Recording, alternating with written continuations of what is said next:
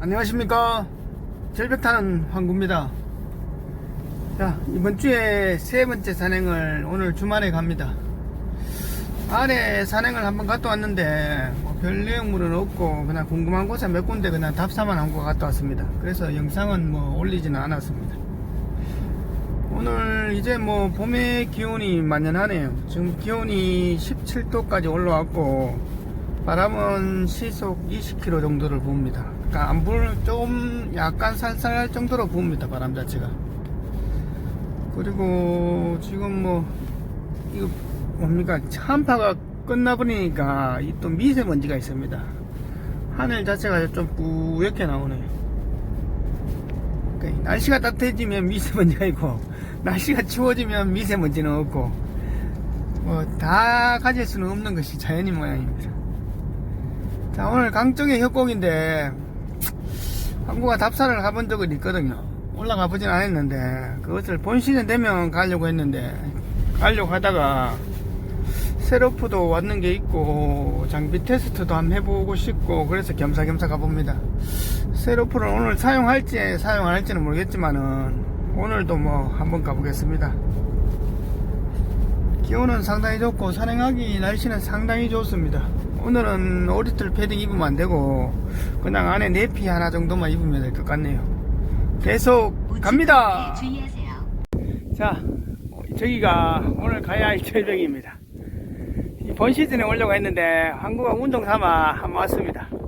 이 강 쪽에 바람이 많이 부니까 미세먼지는 별로 없네요. 산으로 붙으니까 별로 없습니다. 그리고 여기 이게 다 돼지감자거든요.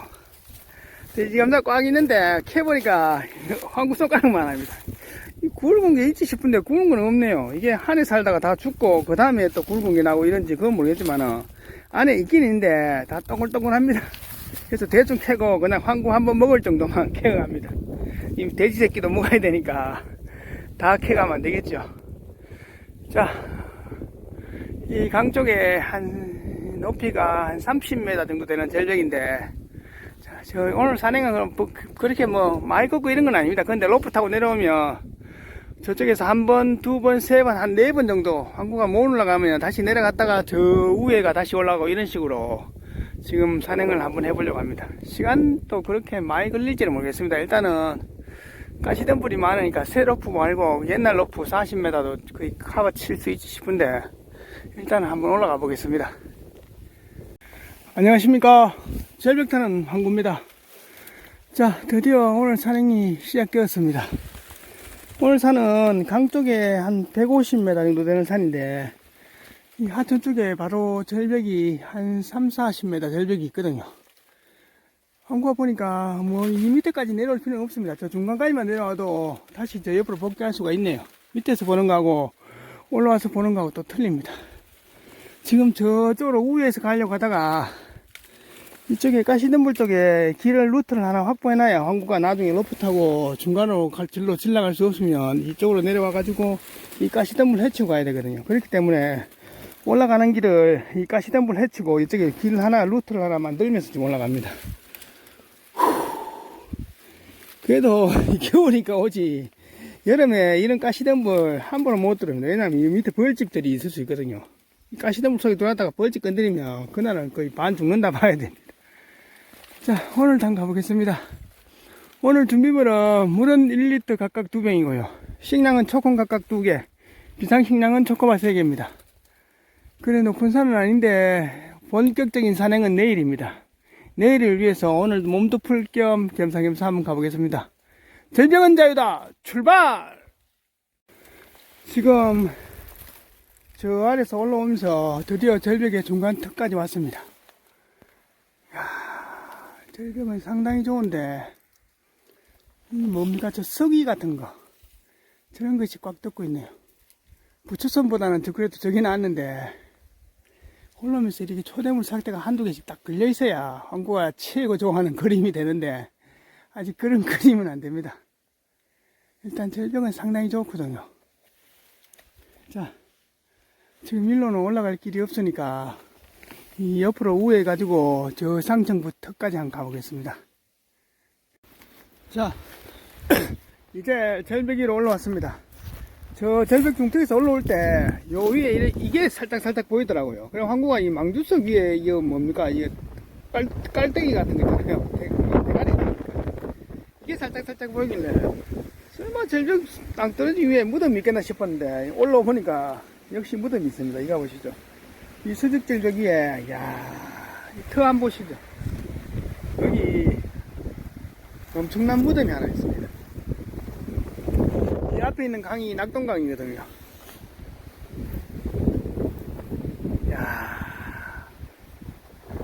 여기에 뒤에는 이 병풍석도 천연 바위입니다. 바위이고 밑에 있는 둘레석 이것도 천연 수직 절벽이거든요. 10m 이상 되는 수직 절벽 위에 이렇게 평범한 터가 있습니다. 여기다가 진짜 멋진 무덤이 하나 있네요. 자, 누구의 무덤일까요? 낙동강변에 조선 최고의 명당 중에 하나가 있다 했는데 그게 이것일까요? 하여튼 상당합니다. 무덤의 기운이나 터 자체가. 방향도 진짜 정남 쪽을 딱 바라보고 있는 이런 터거든요. 정남 쪽에 강이 있고 저 좌측에 산맥이 있고 우측에 저 산이 있고 진짜 멋있습니다. 자, 무덤 주인이 통정대부 함안조공 희백은묘라고 되어 있습니다. 통정대부 같으면 조선시대 정상품 이상 그 당상관의 벼슬이거든요. 그러니까 대단한 벼슬이죠. 벼슬을 한 사람의 그런 무덤입니다. 무덤은 언제선지 모르겠지만은 밑에 이거 쌍수가고 이거 뭡니까? 이거 비석하고 이렇게 좌우에 이런 성물들은 그 한지 오래된 것 같지는 않습니다. 이야, 엄청나네요. 원래 진짜 명당은 이 고산지대에 있는 것이 아니라 산맥의 마지막 끝자리 그때 거준 쪽에 혈맥이 맺히거든요. 앞에 강이 있으면 더 좋고요.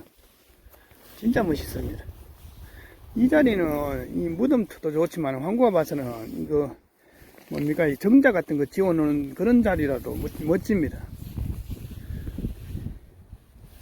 야, 이런 자리를 어떻게 알았을까요? 이쪽에 서쪽 방면에 둘레석 이거는 좀 사았는 것처럼 그런 느낌이 있네요. 보니까.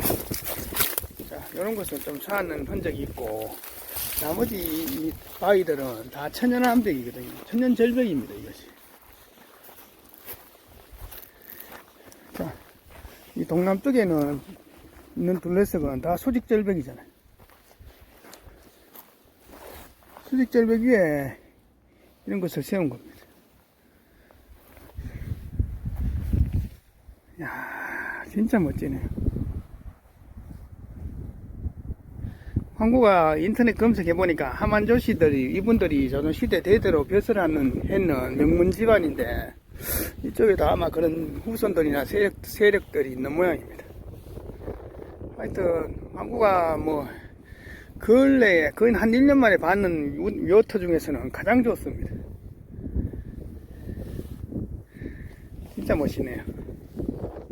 자, 이제 중급의 소나무하고 이 굵은 소나무에다가 센터줄을 2겹으로 세팅했습니다. 그리고 안전벨트 차고 카라비너랑 팔짱기를 세팅했으니까 요 수직절벽 아래쪽으로 한번 내려가 보겠습니다. 도라지가 있는지. 요 아래 한 10m 아래 턱이 있거든요. 그 턱까지 한번 내려가 보겠습니다. 자, 이제 로프가 한 10m 내려와서 절벽 중턱에 멈췄습니다. 야, 내려오면서 요까지 흙 있는 자리 있잖아요. 이런데 도라지 삭대가 있을 만한 자리인데 아직 보이진 않네요. 그리고 이 아래쪽에 떨어진 자리도 없고 저 사이로 로프가 체결되어 있으니까 저 아래쪽으로 내려가면서 도라지가 있는지 한번 보겠습니다. 자, 이 아래쪽으로 한 5m 이동했는데 야, 도라지 삭대가 있었으면 분명히 이 중간 턱 어디에 걸려있는 게 있어야 되는데 걸려있지는 않네요.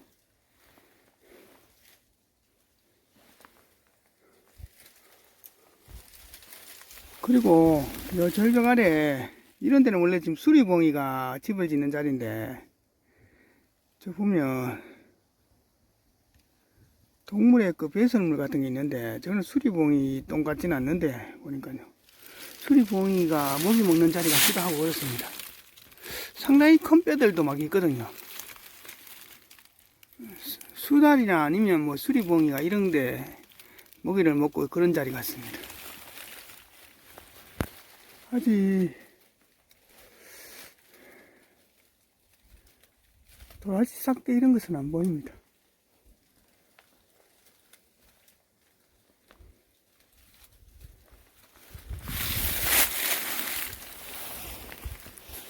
지금 저까지 왔다 갔다 했는데 도라지 삭대는 안 보입니다. 절벽 중간에 지금 이런 턱 있잖아요. 소나무하고 화렵수가 섞여 있는 이런 자리, 이런 자리는 도라지가 번식하기 상당히 좋은 자리인데 여기다가 황구가 도라지 씨를 한 20개 심었습니다.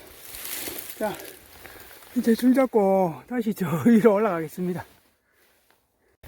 이제 올라와서 로프하고 정리 다 하고 다음 하강지로 이동합니다. 지금 여기 절벽, 수직절벽 난간이잖아요. 이런 턱에도 도라지가 있을 만한데 문제는 저기 명당의 턱에 무덤이 있잖아요. 저건 후손들이 온다는 건데 사람들이 오잖아요.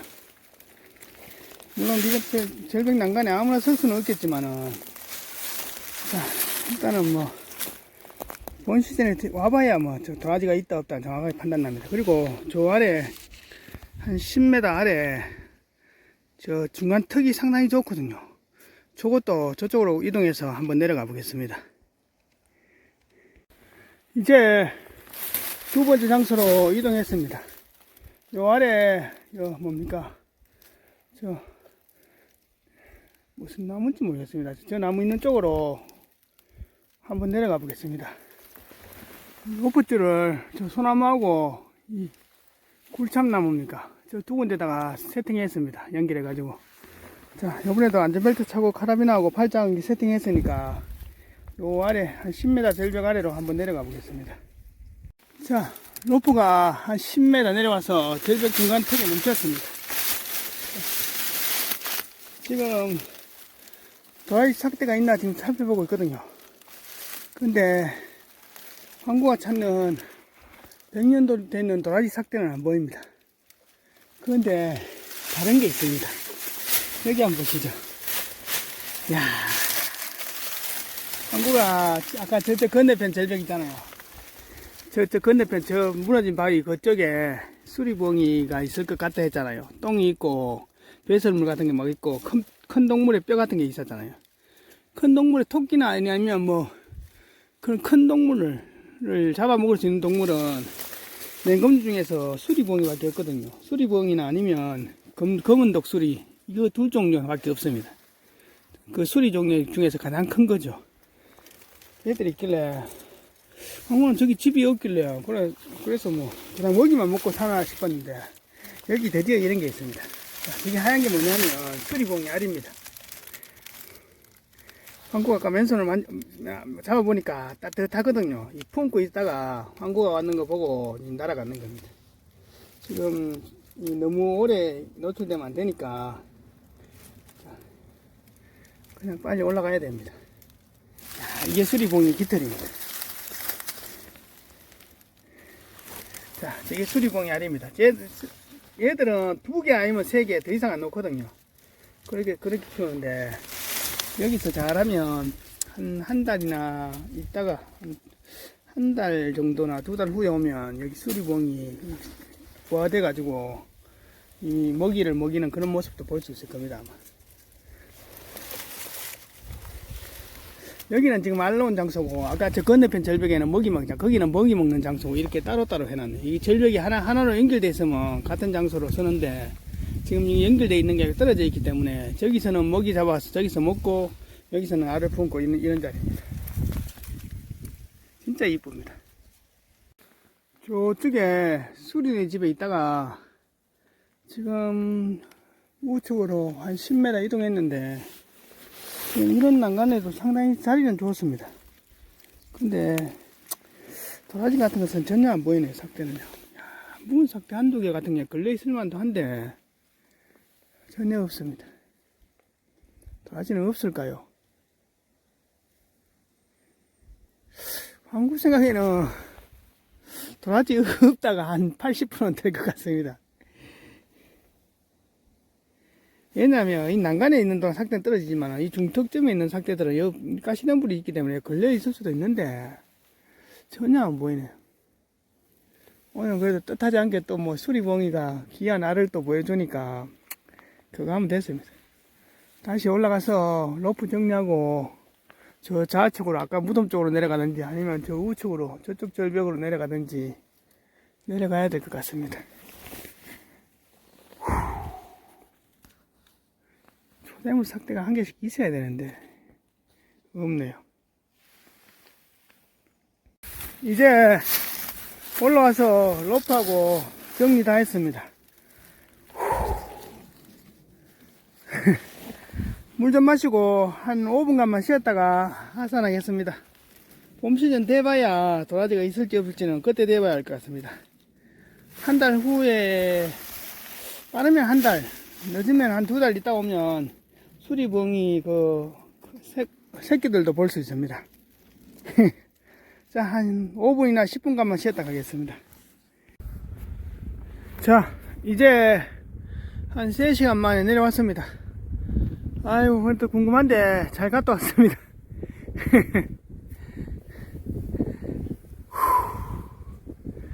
자, 일단 도라지가 있을지 없을지는 5월달 돼봐야 알겠죠. 분위기는 상당히 좋은데 일단 떨어진 삭대는 안 보입니다.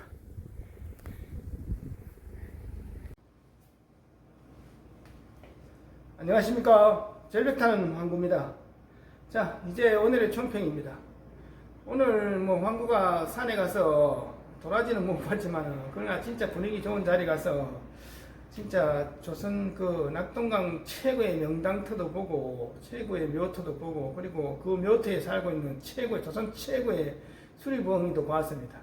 그러니까 뭐 오늘 산행은 도라지는 못 봤지만 상당히 뭐 뜻깊은 산행이고 재밌고 또 알차고 재밌는 산행이었습니다. 수리봉이가 맹금류 최상의 포식자거든요. 수리봉이가 그 우리나라에 사는 텃새들 텃새죠. 텃새 중에서는 아마 최상위 포식자일 겁니다. 천연기념물 324호이고 멸종 2급이거든요. 그러니까 굉장히 귀한 겁니다. 그래서 여러분들이 산행하시다가 혹시나 수리봉이를 보시거나 알을 보시거나 이러면 절대로 잡거나 하시면 안 되고 또 불법으로 촬영하거나 이러셔도 안 됩니다. 수리봉이 서식지를 잘 보존하고 놔둬야만이 그 개체수를 또 늘릴 수 있으니까 그런 것도 좋겠습니다. 수리봉이가 맹금류 중에 최고 왕이라면 검은 독수리가 있고 검은 독수리라 하기도 하고 원래 공식 명칭은 검은 술입니다. 검은색의 술이라죠. 검은색의 술이고 또 밤의 제왕은 검은 독수리인데 둘 다 스펙을 한번 논하해 보자면 그 검은 독수리는 몸무게는 한 5에서 7kg, 날개 폭은 한 2m 전후, 그러니까 1m50에서 2m, 그리고 속도는 한 300km 정도의 속도를 냅니다. 그에 비해서 시력은 한 10.0에서 12.00을 내고요. 그래서 이제 수리봉이는 몸무게는 한 5kg 전후, 날개폭은 1m50에서 한 2m, 속도는 수리봉이가 한 100km까지 낼까요? 수리봉이는 속도는 그만큼 안 나, 그 독수리보다는 덜 납니다. 그 대신 수리봉이 최강의 힘은 뭐냐면 시력은 한 10.0에서 12.0이 비슷한데 수리봉이가 검은 독수리보다 월등하게 밤의 제왕이라는 것은 그 수리봉이는 얼굴이 이렇게 움푹하게 되잖아요. 그러면 이쪽으로 이 깃털이에서 그 밖에서 들려오는 모든 소리나 그리고 움직임 이런 것들을 얼굴로 다 빨아당깁니다. 그만큼 그러니까 군함으로 치면 레이더 성능이 상당히 좋습니다. 밤에 조그만 움직임이나 소리 이런 것을 모든 것을 감지합니다. 그리고 수리봉이는 속도는 빠르지는 않지만은 몸의 깃털이 이렇게 소리를 중화시키는 그 소리를 공기 저항을 최소한 줄이는 그런 털로 되어 있기 때문에 밤에 한번 날아오르면 그 소리가 거의 안 들립니다. 큰 새들이나 큰 조류들이 날아갈 때 날개짓을 하면 공기 저항에 의해서 소리가 들리는데 수리봉이는 그런 소리가 거의 안 들립니다. 그래서 수리봉이가 밤에 날아올라가지고 먹이를 딱 낚아채면 먹이한테 한 1m에서 한 30cm까지 접근할 때까지 아무 소리가 안 들립니다. 그리고 만약에 밤에 쥐들이 3마리 있으면 쥐가 한 마리 수리봉이가 탁 낚아채가도 그 옆에 있는 쥐가 모나를 칠 정도로 그만큼 소리가 안 납니다. 수리봉의 그 발톱에도 털이 달려있기 때문에 먹이를 낚아채는 그 순간까지 아무 소리가 안 들립니다. 그래서 수리봉이는 이 군함으로 치면 거의 스텔스 성능이 있어서 레이더에 거의 안 잡힙니다. 그리고 자기는 최고의 레이더를 갖고 있고 자기는 또 레이더에 전혀 안 잡히는 그런 기능이 있습니다. 그래서 수리봉이가 최고죠. 그리고 밤에 이 동공이 굉장히 이렇게 확대되는 것이 크기 때문에 밤에 보는 시력이 같은 매처럼, 같은 검은 독수리처럼 같은 시력이 10.0이라도 밤에서 볼 수 있는 그런 것이 홍채가 크기 때문에 밤의 시력이 굉장히 좋습니다. 그리고 수리봉이의 최고 힘은 발톱의 이 악력입니다. 수리봉이가 전에 TV에 그 닭을 키우는 농장에 한 들어가서 그 뭡니까 장닭 있잖아요. 수탉도 굉장히 크고 힘세고 사납거든요. 수탉을 딱 잡아가지고 머리를 잡고 당기니까 목이 댕강 날아가 버리더라고요. 그러니까 꼭 칼로 목을 자르는 것처럼 그런 느낌이었어요. 한국가 볼 때는. 수리봉의 힘이 얼마나 좋냐면 그 수탉 몇 마리를 목 잡고 흔들어 버리니까 바로 살아있는 닭 목을 그 두 개로 분리시켜 버리더라고요. 그 몇 마리를 순식간에 분리시켜 버리더라고요. 그러니까 수리봉이의 이 발톱으로 잡는 악력하고 이 힘이 어마어마합니다. 그래서 한국가 봐서는 뭐 낮에 수리봉이하고 검은 독수리하고 붙으면 검은 독수리가 뭐 이길 줄 몰라도 밤에 붙으면 절대로 못 이깁니다. 그리고 힘으로도 붙으면 검은 독수리보다 한국가 봐서는 수리봉이가 더 셉니다. 그래서 한국가 이렇게 검은 독수리 그 수리봉이의 집을 가면 엄청나게 큰 뼈도 있잖아요. 그 뭡니까 저 황새종류 비슷한 거 그런 뼈도 막 있는데 얘들을 낮에 잡을 수는 없겠죠. 속도가 그만큼 안 빠르니까. 근데 이제 밤에 걔들이 쉬고 있을 때 소리 없이 다가가서 낚아채버리는 그런 느낌, 그런 겁니다. 그래서 수리봉이가 엄청나게 힘이 셉니다. 수리봉이가 자기 몸무게 10배에서 15배까지 사냥한다거든요. 수리봉이가 몸무게가 한 5에서 7kg 정도 되니까 7kg 같으면 한 70kg. 그러니까 어지간한 개나 고양이는 다 사냥합니다. 그리고 늑대까지도 아마 사냥 붙으면 마음먹으면 사냥도 합니다. 그러니까 엄청나게 강하죠. 그래서 수리봉이가 밤의 황제이고 밤의 제왕입니다. 오늘 뭐 한국가 산에 가서 물론 뭐 최강의 도라지도 있고 최강의 산낙초도 있고 그런 것도 있지만은 그러나 또 이렇게 최강의 그런 그 뭡니까 맹금류 최강의 포식자를 그런 알을 보고 서식지를 봤다는 그것만 굉장히 기분 좋습니다. 그리고 생태계가 건강해서 그렇게 또 알을 놓고 또 이렇게 또 사는 거 보니까 굉장히 기분 좋았습니다. 도라지는 다음에 봐도 되지만은 수리봉이는 쉽게 볼 수 있는 게 아니거든요. 물론 100년 된 도라지도 쉽게 보는 건 아니지만 아마 한 지금이 2월 20일이니까 지금 한 3월 중순쯤 되면 알이 부화될 겁니다. 그러면 한 4월 달쯤 되면 아마 수리봉이 제법 큰 수리봉이도 볼 수 있지 싶은데 한국가 그쪽에 도라지 그 뭡니까 본 시즌에 대해서 도라지가 다시 있냐 없냐 확인하러 갈 때 그때 또 수리봉이가 그 새끼를 잘 낳아서 잘 키우고 있는지 그때도 한번 가면 있을지 없을지 모르겠지만 그때도 잘 있는지 한번 확인해 보겠습니다. 그리고 오늘 뭐 조선 최고의 명당도 봤지만은 뭐 죽어서 검으로 되는 수의를 입고 검으로 되는 황금으로 된 금관에 묻히고 조선 최고의 명당에 묻혀볼 뿐들 아무것도 아닙니다. 죽으면 다 끝이거든요. 그러니까 살아있을 때 어떻게 움직이고 행동하고 어떻게 하느냐가 중요한 거지 죽으면 아무것도 아닌 것입니다. 다 한 점의 재고 한 점의 흙으로 돌아가는 겁니다. 그래서 한국가 봐서는 조선 최고의 명당에 묻혀있는 그 대감님보다는 조선 최고의 명당에서 새끼를 키우고 있는 수리봉이가 100배도 멋있고 훌륭합니다. 그러니까 여러분들이 항상 건강할 때 지키는 거니까 수리봉이처럼 주어진 환경이나 여건에서 최선을 다하고 또 열심히 걷고 움직이면 또 무병장수의 축복이 산이 여러분들을 통해 줄 겁니다. 또 내일 아침에 06시부터 한국가 이제 오늘은 오프닝 게임으로 몸 푸는 거였고 내일은 진짜 산행을 진짜 절벽에 가서 최강의 도라지도 한번 보고 또 60m 로프도 한번 사용해 보는 걸로 그렇게 하겠습니다. 항상 구독해 주시고 영상에 댓글 남겨 주시고 응원해 주시니까 한국가 영상 제작에 힘이 됩니다. 감사합니다.